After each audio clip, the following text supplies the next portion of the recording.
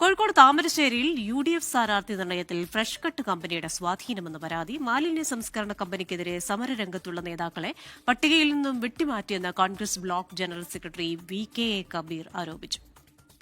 നമ്മൾക്കറിയാം 4000-ഓളം കുടുംബങ്ങളെ നേരിട്ടും അല്ലാതെയും ഗുരുതരമായി ബാധിക്കുന്ന ഈ ഫ്രഷ് കട്ട് കമ്പനിക്കെതിരെയുള്ള സമരത്തിൽ പങ്കെടുക്കുന്നതിൻ്റെ പേരിൽ, ആ സമരം നയിച്ചതിൻ്റെ പേരിൽ പല പ്രമുഖ കോൺഗ്രസിലെയും ലീഗിലെയും ഒക്കെ നേതാക്കന്മാരെ തന്ത്രപരമായി വെട്ടിനിരത്താനുള്ള ശ്രമം നടന്നുകൊണ്ടിരിക്കുകയാണ്.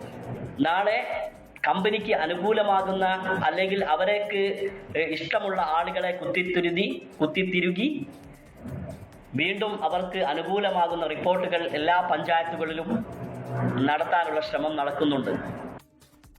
വിവരങ്ങളുമായി നിഖിൽ പ്രമേശാണ് കോഴിക്കോട് നിന്ന് ചേരുന്നത്. നിഖിലെ, ഗുഡ് ആഫ്റ്റർനൂൺ. തദ്ദേശ തെരഞ്ഞെടുപ്പിൽ രാഷ്ട്രീയ പാർട്ടികളാണ്, രാഷ്ട്രീയ ആശയങ്ങളാണ് പോരാടുന്നതെന്ന് പറയുമ്പോൾ തന്നെ അതിൽ ഫ്രഷ് കട്ട് എന്ന് പറയുന്ന കമ്പനിക്ക് ഇഷ്ടമില്ലാത്തവരെ പട്ടികയിൽ നിന്ന് അങ്ങ് വെട്ടുനീക്കി എന്നൊരു ആരോപണമാണല്ലോ ഇപ്പോൾ വന്നിരിക്കുന്നത്, അല്ലേ?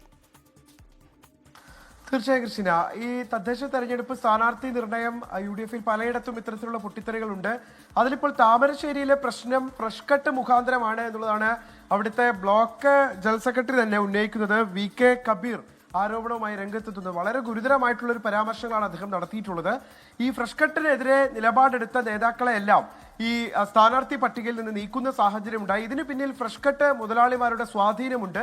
സ്വാഭാവികമായിട്ടും അടുത്ത തദ്ദേശ ഭരണ തെരഞ്ഞെടുപ്പിൽ പുതിയ ആളുകൾ നേതൃത്വം വരുമ്പോൾ ഇവർക്ക് അനുകൂലമായിട്ടുള്ള തീരുമാനം കൈക്കൊള്ളാൻ വേണ്ടി ഈ സമരത്തിന്റെ മുൻനിരയിൽ നിന്ന ആളുകളെല്ലാം തന്നെ വെട്ടി എന്നുള്ളൊരു ആരോപണമാണ് ഇപ്പോൾ ഉന്നയിക്കുന്നത്. കട്ടിപ്പാറ പഞ്ചായത്ത് മുൻ പ്രസിഡന്റ് ബിജു കണ്ണന്തറ, താമരശ്ശേരി പഞ്ചായത്ത് പ്രസിഡന്റും KPCC അംഗവുമായ A അരവിന്ദൻ തുടങ്ങിയവരെ എല്ലാം ഇതിൽ നിന്ന് വെട്ടി എന്ന് പറയുന്നു. വനിതാ നേതാക്കൾ അടക്കമുള്ള യൂത്ത് കോൺഗ്രസ് പ്രവർത്തകരെയും പട്ടികയിൽ നിന്ന് ഒഴിവാക്കി എന്ന ഒരു ആരോപണം കൂടി അദ്ദേഹം ഉന്നയിക്കുന്നുണ്ട്.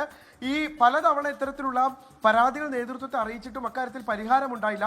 ഈ സ്വാധീനത്തിന് പിന്നിൽ, അതായത് ഈ നേതാക്കളെ എല്ലാം സ്ഥാനാർത്ഥിത്വത്തിൽ നിന്ന് വെട്ടിയതിന് പിന്നിൽ ഫ്രഷ് കട്ടിന്റെ സ്വാധീനമുണ്ട്. അത്രയധികം നേതാക്കളെ അടക്കം സ്വാധീനിക്കാൻ കഴിയുന്ന തരത്തിലേക്ക് ഇവർക്ക് പങ്കാളിത്തമുണ്ട് എന്നുള്ളതാണ് ഇപ്പോൾ ഈ ബ്ലോക്ക് സെക്രട്ടറി തന്നെ വ്യക്തമാക്കുന്ന കാര്യം. ഇത് വരും ദിവസം താമരശ്ശേരിയിൽ ഒരു സജീവ രാഷ്ട്രീയ വിഷയമായി ഉയരുമെന്നുള്ള കാര്യത്തിലും തർക്കമില്ല. ക്രിസ്റ്റീന, ശരി, തെരഞ്ഞെടുപ്പിൽ മത്സരിക്കാൻ സ്വന്തം പാർട്ടിയെ മാത്രം ബോധ്യപ്പെടുത്തിയാൽ പോരാ. അവിടെയുള്ള ആ ഒരു കമ്പനിയുടെ പട്ടികയിൽ, ഇഷ്ടപട്ടികയിൽ കൂടി ഇടം പിടിച്ചെങ്കിൽ മാത്രമേ സ്ഥാനാർത്ഥി പട്ടികയിൽ ഇടം പിടിക്കാനാവൂ എന്നൊരു ആരോപണമാണ് അവിടെ നിന്ന് വന്നിരിക്കുന്നത്. വരും ദിവസങ്ങളിൽ ചർച്ചയാകാൻ സാധ്യതയുള്ള ഒരു ആരോപണമാണ്. വിവരങ്ങൾ നൽകിയത് നിഖിൽ പ്രമേശാണ് കോഴിക്കോട് നിന്ന്.